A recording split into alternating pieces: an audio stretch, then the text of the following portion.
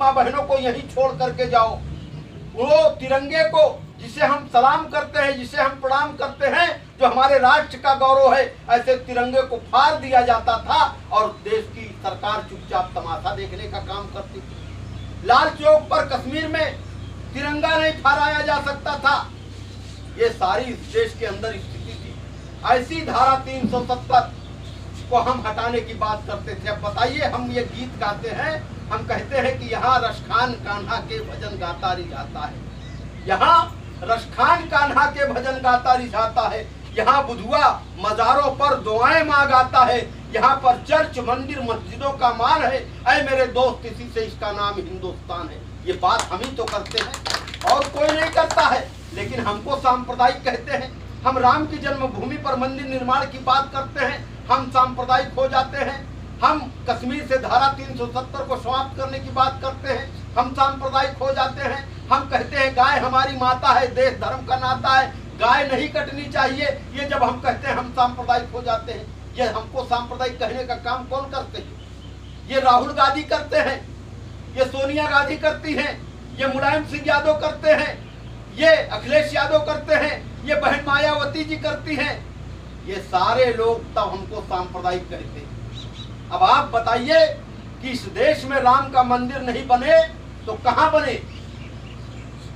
अगर हमने कहा बनना चाहिए, हम सांप्रदायिक। हमने कहा गाय नहीं कटनी चाहिए, हम सांप्रदायिक। हमने कहा कश्मीर से धारा 370 हटना चाहिए, देश के अंदर एक प्रकार का कानून होना चाहिए, हम सांप्रदायिक।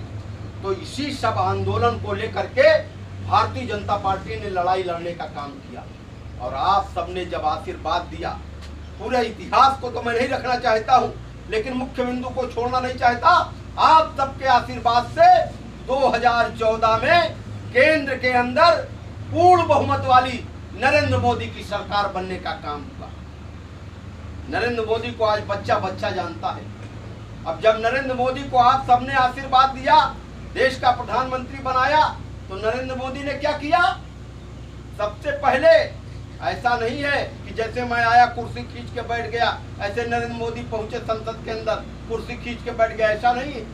सबसे पहले जब वो द्वार पर पहुंचे तो उन्होंने झुक करके साष्टांग भारत माता को प्रणाम किया और भारत की मिट्टी को अपने माथे पर लगाते हुए संसद भवन के अंदर पहुंच करके जब कुर्सी पर बैठे तो उन्होंने दुनिया को बताने का काम किया कि हे दुनिया वालों, देख लो, अगर भारत की तरफ आप उठाने की जरूरत करोगे तो तुम्हारी आंखें फोड़ने वाला ये भारत माता का बेटा नरेंद्र मोदी आज देश के प्रधानमंत्री की कुर्सी पर विराजमान है। ये कहने का काम किया।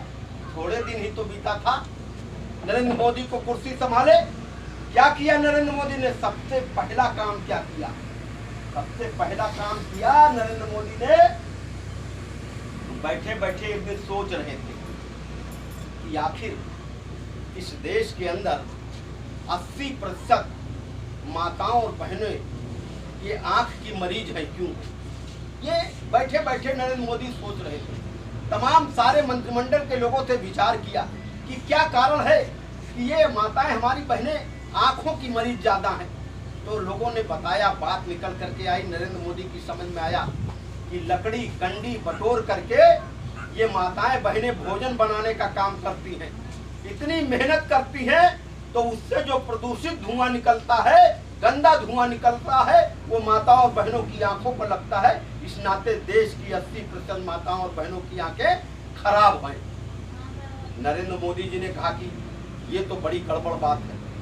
देश की किसी सरकार ने इतने वर्षों तक नहीं सोचा था, लेकिन 2014 में जब आपका बेटा देश का प्रधानमंत्री बना नरेंद्र मोदी, तो उसने सबसे पहले इसकी चिंता की और देश के अंदर करोड़ों करोड़ों की संख्या में निःशुल्क रसोई गैस कनेक्शन देश के अंदर बांटने का काम किया।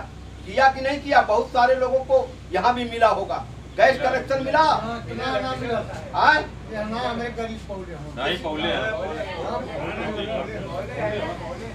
नहीं, बहुत सारे लोगों को उसके नियम